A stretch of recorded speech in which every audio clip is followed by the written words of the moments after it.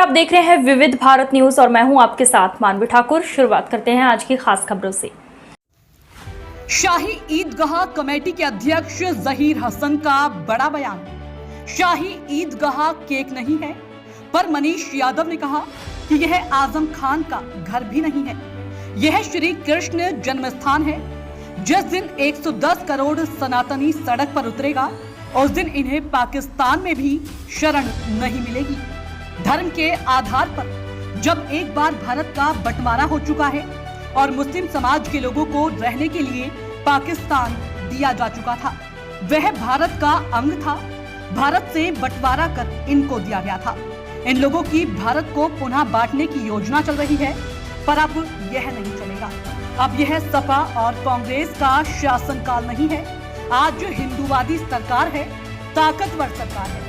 110 करोड़ सनातनियों ने सरकार को चुना है हिंदूवादी ताकतों को मजबूत करने के लिए। जितने भी धार्मिक स्थल है हमारे, हमने अयोध्या भी जीता है, काशी में भी जीत की तरफ है और मथुरा भी जीतेंगे।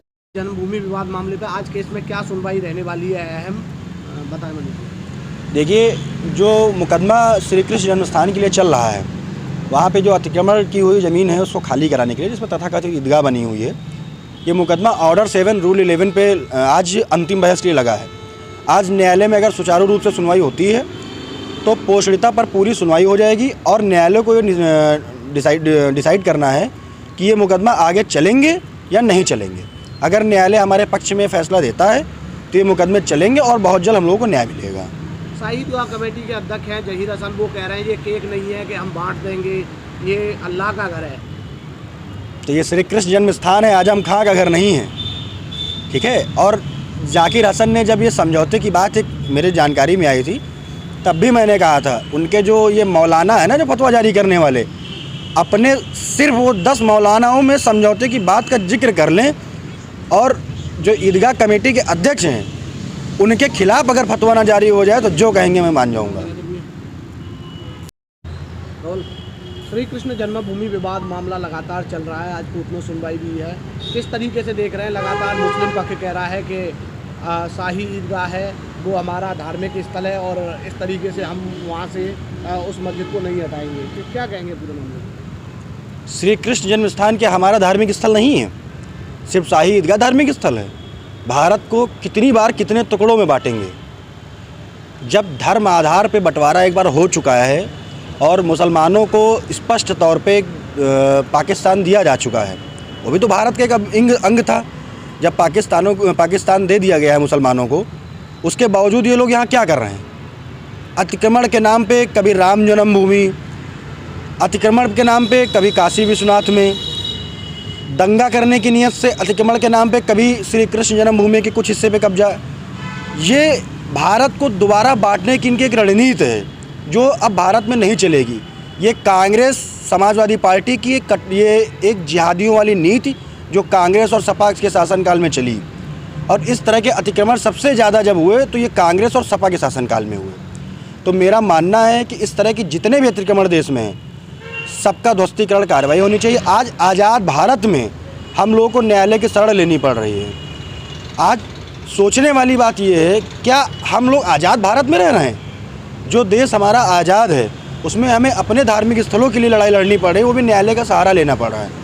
तो ठीक है, हम लोग न्यायालय को मानने वाले लोग हैं, कानून को मानने वाले लोग हैं, हम लोग न्यायालय और कानून को मान रहे हैं। न्यायालय का जो फैसला आएगा उसका सम्मान करेंगे।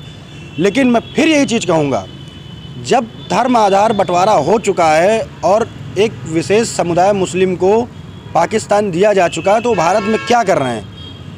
आज हिंदूवादी सरकार है, तो हमारे जैसे तमाम हिंदूवादी लोगों के मन में एक मनसा जगी है कि हम लोगों को न्याय मिल सकता है, हम लोग अपने धार्मिक स्थल खाली करा सकते हैं, जो अवैध अतिक्रमण हुए हैं उनको हम लोग मुक्त करा सकते हैं। तो आज ये संघर्ष चल रहा है।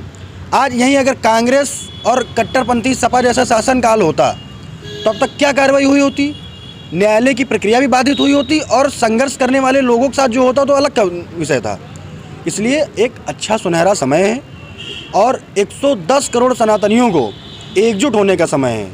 और जिस दिन 110 करोड़ सनातनी एकजुट हो गए तो ये जो 18% 20% चचा ओवैसी वाले लोग हैं, इनको पाकिस्तान में भी शरण नहीं मिलेगी। बस इतना कहना है। Rajiv academy for technology and management जिले में उच्च शिक्षा का बड़ा केंद्र हो गया है। Doctor APJ Abdul Kalam technical university के MBA से 7वीं रैंक प्राप्त इस कॉलेज में छात्रों को न केवल पढ़ाई का बेहतर माहौल मिल रहा है, बल्कि बहुराष्ट्रीय कंपनियों से बेहतर प्लेसमेंट भी। उच्च शिक्षा का बेहतर केंद्र इसलिए भी है क्योंकि यहाँ कौशल विकास के लिए नियमित कार्यशाला, प्रशिक्षण कार्यक्रम, अतिथि व्याख्यान का भी आयोजन होता है। युवाओं में इस कॉलेज के प्रति क्रेज बढ़ता जा रहा है। कॉलेज की विशेषता है कि औद्योगिक क्षेत्रों की यात्रा कराकर विद्यार्थियों को व्यावहारिक ज्ञान भी दिया जाता है, जो उनके जीवन में महत्वपूर्ण भूमिका निभाता है। यहाँ की उच्च तकनीकी कक्षाएं किताबी ज्ञान तो देती ही हैं, छात्रों का बेहतर मार्गदर्शन भी करती हैं। पढ़ाई के अलावा अतिरिक्त पाठ्य चर्चा में भी छात्र भाग लेते हैं। इससे उनका आत्मविश्वास तो बढ़ता ही है, साथ ही व्यक्तित्व में भी सुधार होता है।